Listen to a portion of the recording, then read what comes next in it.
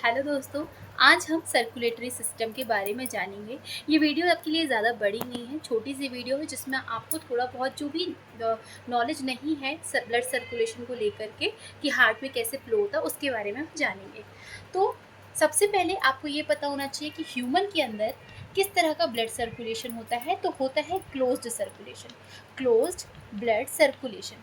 अब आपको क्लोज्ड और ओपन इन दो टर्म्स के बारे में पता होना चाहिए कि क्लोज्ड क्या होता है और ओपन क्या होता है। बंद परिसंचरण और खुला परिसंचरण होता क्या है।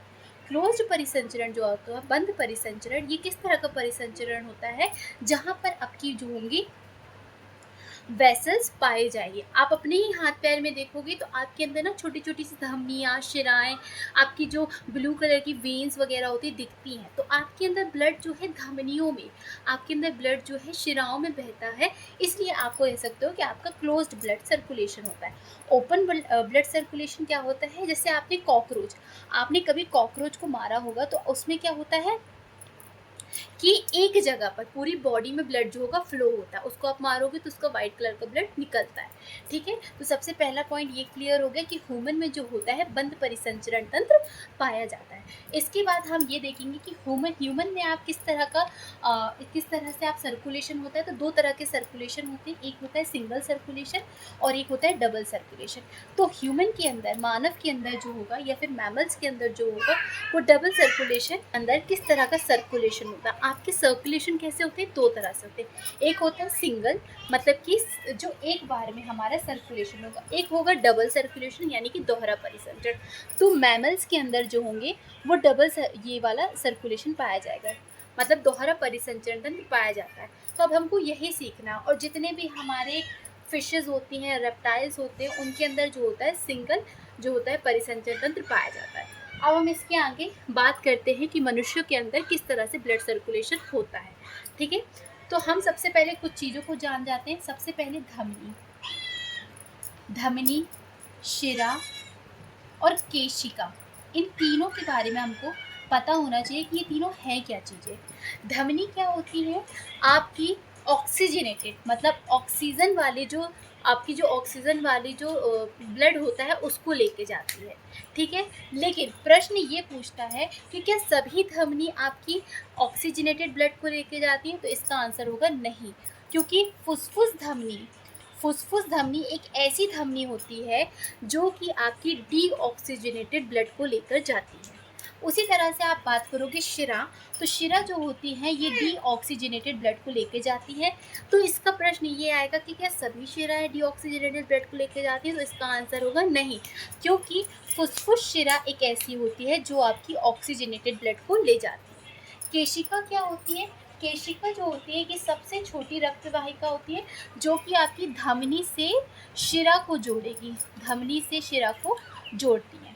जो आपकी धमनियाँ होती है ना, ये बहुत ही मतलब थिक होती हैं। कैसी होती है, मोटी होती हैं, इलास्टिक होती है, लचीली होती हैं। और जो शिराएं होती हैं ये बहुत पतली पतली होती हैं। ठीक है, इस तरह से पतली पतली शिराएं होती हैं। ये धमनियाँ क्या होंगी, मोटी होती है, इलास्टिक होती है, और कलर इनका कैसा होता है, रेड होता है। और जो आपकी शिराएं होती है वो ब्लू कलर की होती है। आप अपने हाथों में भी देख सकते हो, जो ब्लू कलर की होती है वो शिराएं होती है, और ये शिराएं ही डीऑक्सीजनेटेड ब्लड को लेके जाती है। अब हम इसका स्ट्रक्चर देख लेते हैं कि किस तरह से ब्लड हमारे अंदर सर्कुलेट होता है। तो आप जैसे कि समझ जाइए, मैं आपको समझाती हूँ कि यहाँ पे मान लो आपका, हमारे मानव में कितने कक्ष होते हैं, मानव में हृदय में 4 कक्ष होते हैं। ठीक है, 4 कक्ष कह दो या 4 खांचे कह दो, कुछ भी कह सकते हैं आप। ठीक है, तो आपने ये मानव का मान लो हृदय है, इसमें आपके 4 भाग हैं। ठीक है, यहाँ साइड वाला हिस्सा होता है राइट और यहाँ वाला होता है आपका लेफ्ट। ठीक है, ऊपर के दोनों साइड को कहते हैं आलिंद और नीचे के दोनों साइड को कहते हैं निलय। ठीक है, प्रश्न पूछ सकता है कि मानव के हृदय में कितने कक्ष होते हैं। तो 4 कक्ष होते हैं, ऊपर के आलिंद, नीचे के निलय होते हैं। ठीक है, अब हमारा ब्लड क्या है, हमारा ब्लड पूरे बॉडी पार्ट में है। हमारा ब्लड कहाँ है, पूरे बॉडी पार्ट में है। तो हमारे टिश्यू क्या करते हैं, इस डीऑक्सीजनेटेड ब्लड को, शरीर से डीऑक्सीजनेटेड ब्लड को लाते हैं। हमारा क्या होता है, ब्लड जो होगा सबसे पहले टिश्यूज से जो डीऑक्सीजनेटेड ब्लड है वो हमारा जाएगा राइट आलिंद में। कहाँ पे जाएगा, अपना दाएं आलिंद में जाएगा।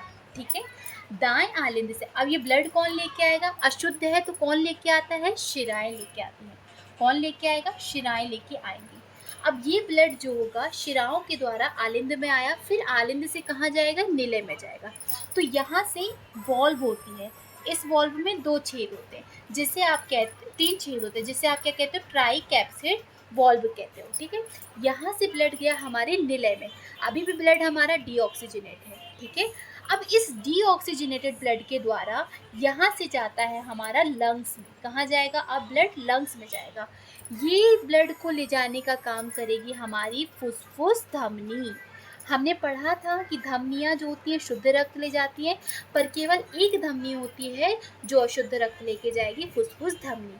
अब इस लंग्स में क्या होगा, ब्लड को प्योरीफाई किया जाएगा, ब्लड शुद्ध होगा, मतलब ऑक्सीजनेटेड बनेगा, और ये ऑक्सीजनेटेड ब्लड आएगा हमारा फिर आलिंद में, आलिंद से निलय में जाएगा। निलय में जाने के लिए 2 वॉल्व होते हैं, जिसे हम बाइकैप्सिड कहते हैं। इसके बाद हमारा निलय से फिर पूरी बॉडी पार्ट में ब्लड जो है फ्लो हो जाएगा। तो ये सर्कुलेशन 2 बार हो रहा है, इसलिए हमने शुरू में कहा था कि ये दोहरा परिसंचरण तंत्र कहलाता है।